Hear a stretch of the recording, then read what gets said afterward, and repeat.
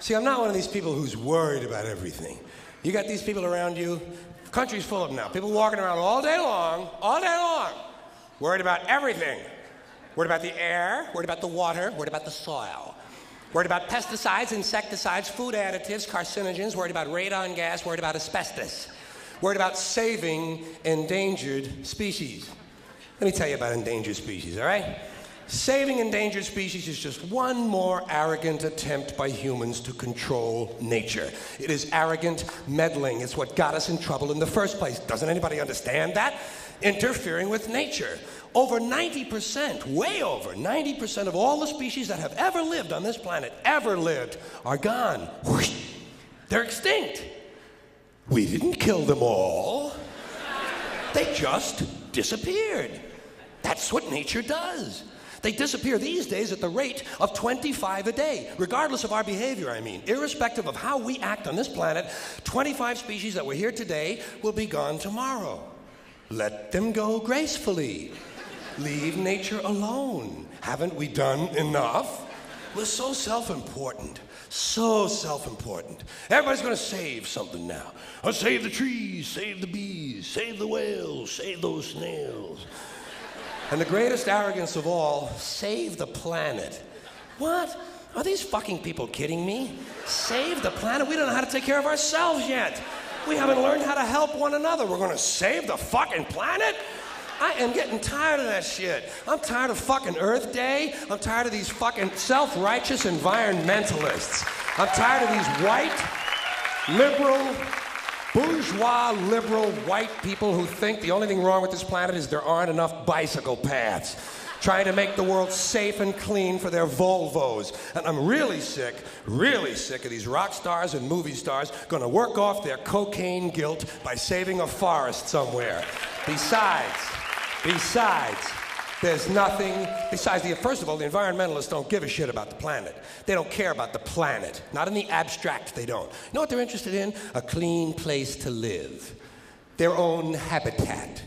They're worried that someday in the future they might be personally inconvenienced. Narrow, unenlightened self-interest doesn't impress me. Besides, there's nothing wrong with the planet. The planet is fine.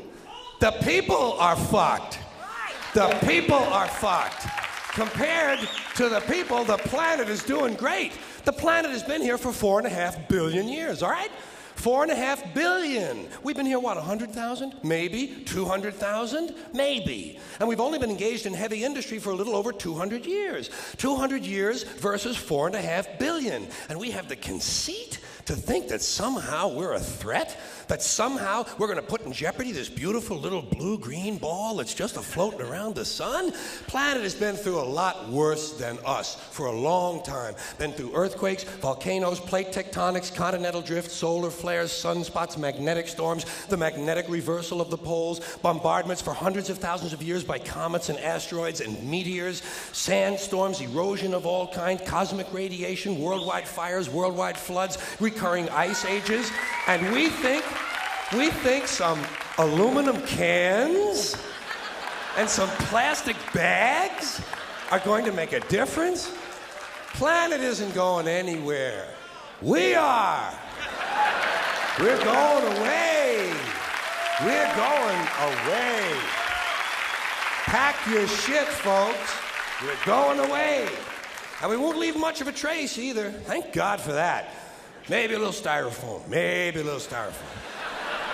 Planet will be here and we'll be long gone. Just another failed mutation. Just another closed-end biological mistake. An evolutionary cul-de-sac. Planet will shake us off like a bad case of fleas. A surface nuisance.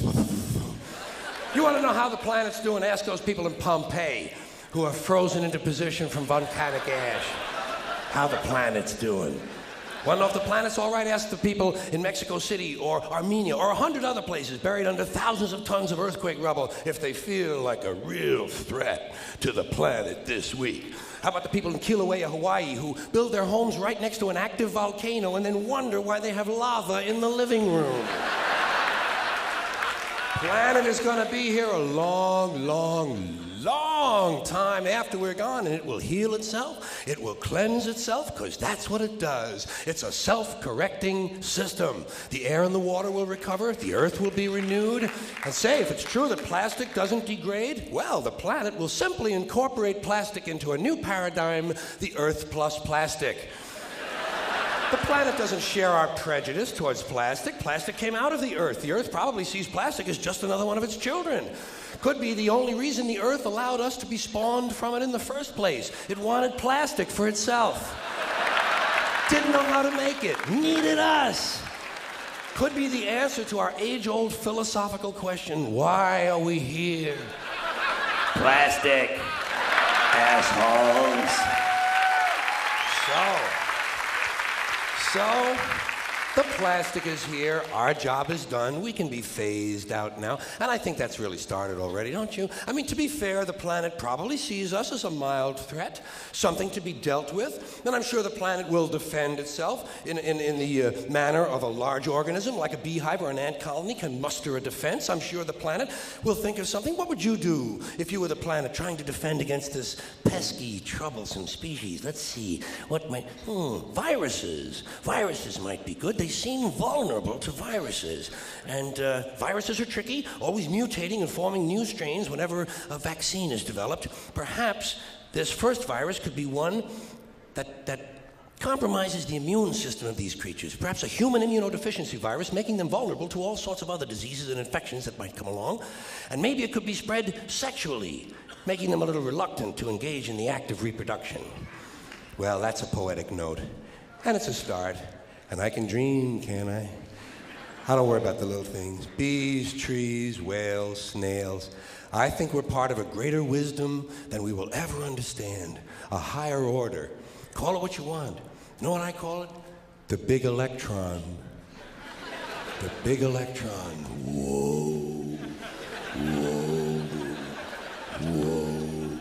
It doesn't punish. It doesn't reward. It doesn't even judge. It just is. And so are we, for a little while. Thanks for being here with me for a little while tonight. Thank you. Thank you. Appreciate it. Thanks very much.